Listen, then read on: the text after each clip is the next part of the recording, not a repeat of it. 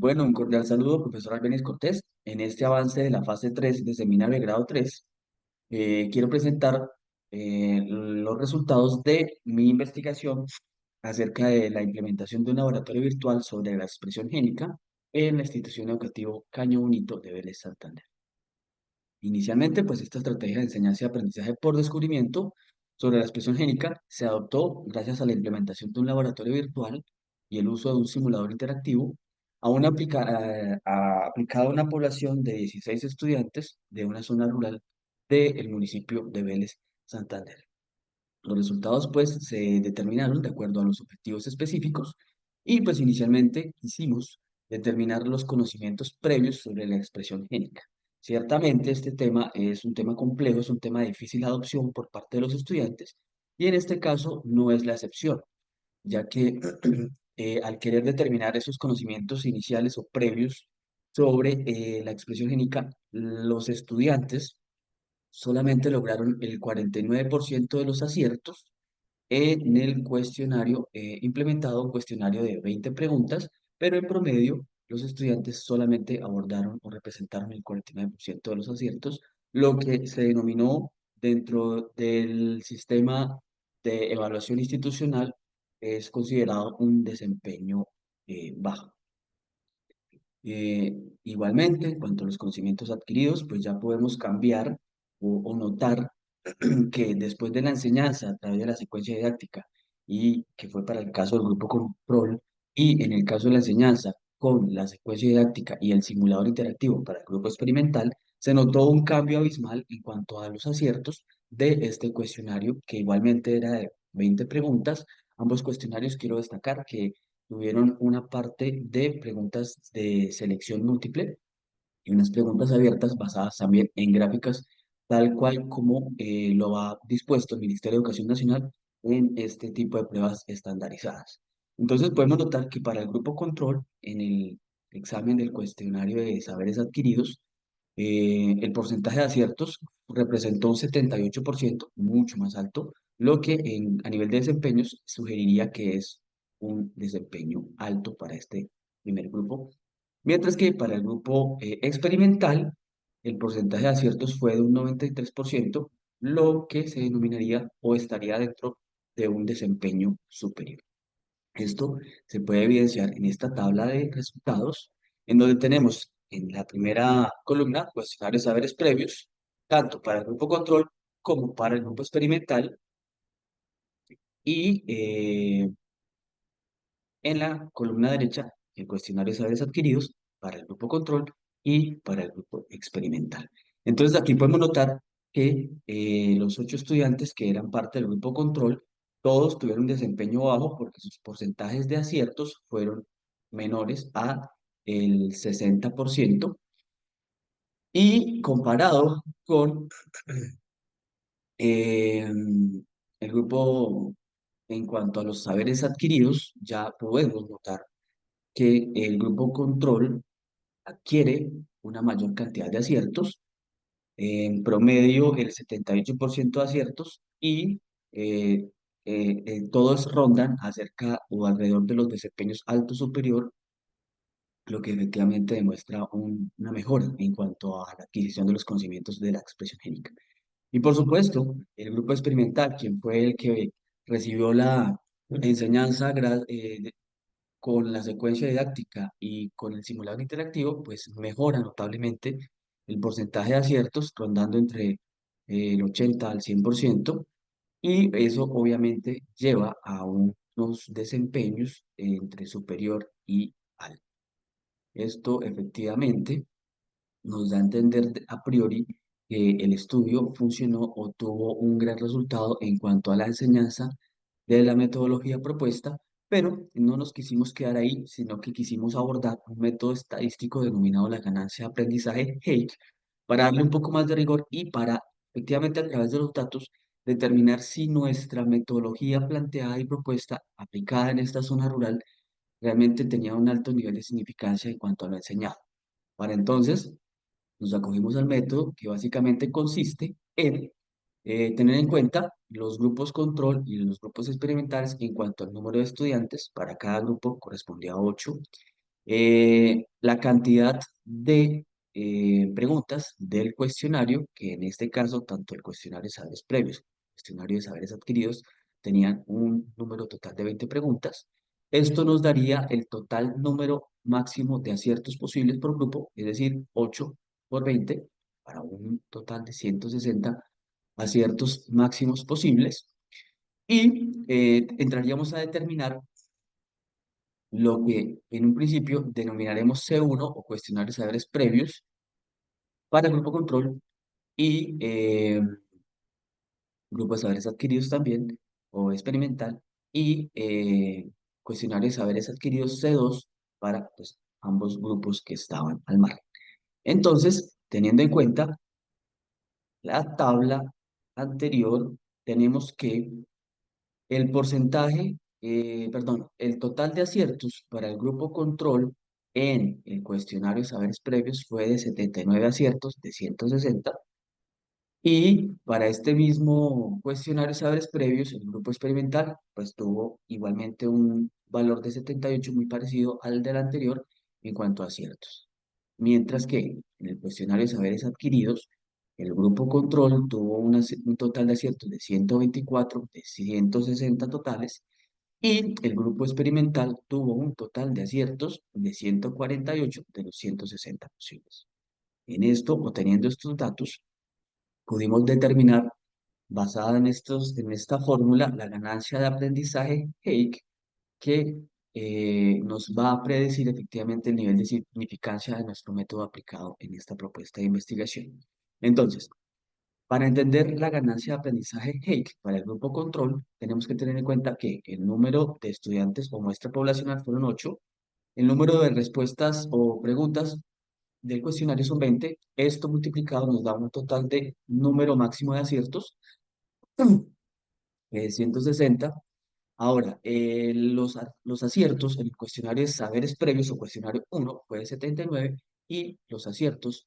del grupo control en este cuestionario de saberes adquiridos o cuestionario 2 fue de 124. Entonces, normalizamos cada uno de los datos de los cuestionarios para el caso de saberes previos, normalizamos aplicando la división del número de aciertos en este cuestionario sobre el total posible, nos da 0,493. Y en el caso de saberes adquiridos o cuestionario 2, hacemos lo mismo. Para este caso nos da 0,775. Y la ganancia control implica la normalización de estos datos aplicando que este dato normalizado del cuestionario de saberes adquiridos se resta con la normalización del cuestionario de saberes previos y el valor total se divide entre 1 menos la normalización del cuestionario de saberes previos. Esto nos lleva a dar un valor de 0,5556 que para efectos prácticos ahorita, a través de las gráficas, voy a explicar en qué consiste este valor. Asimismo, realizamos la ganancia de aprendizaje Hake para el grupo experimental, tomamos los mismos valores, el número de muestra probacional 8, el total de preguntas del cuestionario 20, multiplicado esto nos da 160 posibilidades de aciertos máximos y tengamos en cuenta que el grupo experimental tuvo en el cuestionario de saberes previos 78 aciertos y en el cuestionario de saberes adquiridos 148, total de 160. Normalizamos los datos del cuestionario de saberes previos, nos da entonces 0,487. Normalizamos igualmente el cuestionario de saberes adquiridos, nos da entonces 0,925 y estos valores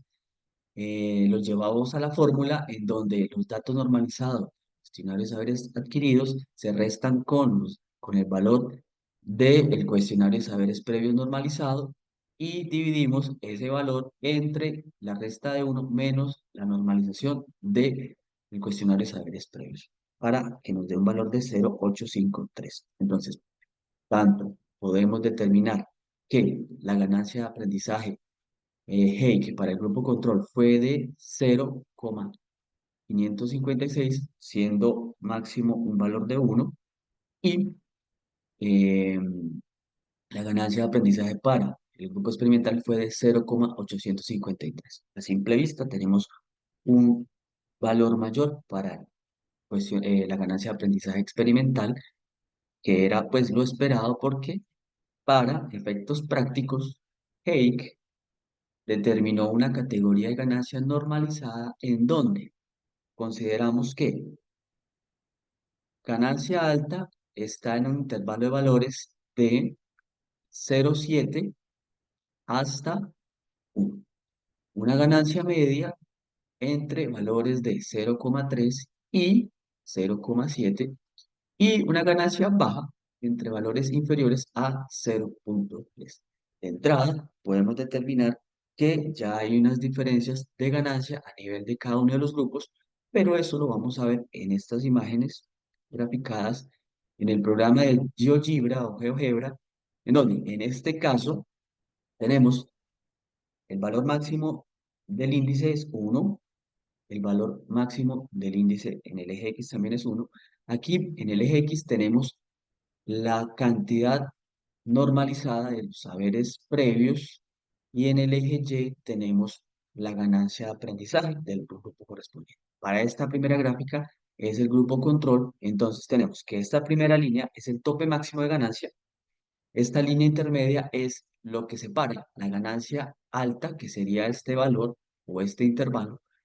de lo que sería la ganancia intermedia, que sería entre la línea roja y la línea verde, y finalmente la línea verde con respecto a lo que resta del eje X, sería lo correspondiente a la ganancia baja. Entonces, haciendo la relación de saberes previos con ganancia de aprendizaje del grupo control, tenemos que nuestro punto de dispersión está en este valor alrededor de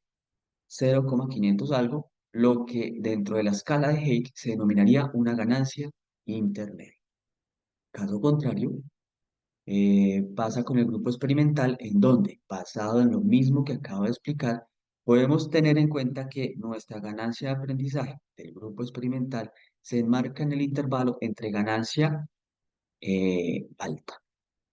Es por esto que con este método estadístico podemos dar confirmación de que la estrategia aplicada en la institución educativa Caño Bonito, sede de La Tablona, en la implementación de un laboratorio virtual a través de un simulador interactivo y una secuencia didáctica para un grupo experimental, resulta un método eficaz con una ganancia de aprendizaje alta según los índices de la ganancia de aprendizaje Hake, comparado con el grupo control, quien, aunque no resulta en una ganancia baja, sino en una ganancia intermedia de aprendizaje, es realmente lo que nos da a entender que el uso del simulador es quien marca la diferencia a la hora de la enseñanza de la expresión génica, puesto que ambos grupos tenían en común la enseñanza por medio de una secuencia didáctica. Esto, el simple hecho de usar una secuencia didáctica, llevarla a cabo de forma organizada y pragmática,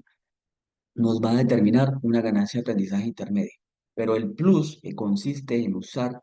un simulador interactivo para que potenciemos lo que enseñamos a través de una secuencia didáctica y logremos mejorar la calidad de la educación y de la enseñanza de, en este caso puntual, la expresión génica, pero que muy posiblemente podría aplicarse para cualquier otro tema que sea de agrado de cada uno de los estudiantes. Con esto, profesor Albeniz Cortés, muestro mis resultados parciales. Aún falta un poco en cuanto al cronograma, es básicamente las conclusiones y las recomendaciones y argumentar un poco más la discusión, pero básicamente estos son los resultados a mostrar, dando a entender que efectivamente hay un nivel alto de significancia en la enseñanza, de que es un método plausible, fácil y óptimo para seguir implementando en otras instituciones, sean rurales o urbanas, pero acorde a lo que usted nos solicita en cuanto a comparar el cronograma, puedo decir que únicamente hace falta conclusiones y recomendaciones para dar cierre a lo que sería este trabajo de investigación. Agradeciendo su amable escucha y esperando, quedando atento a sus recomendaciones. Espero que tenga un cordial día, profesor Álvarez Cortés. Hasta luego.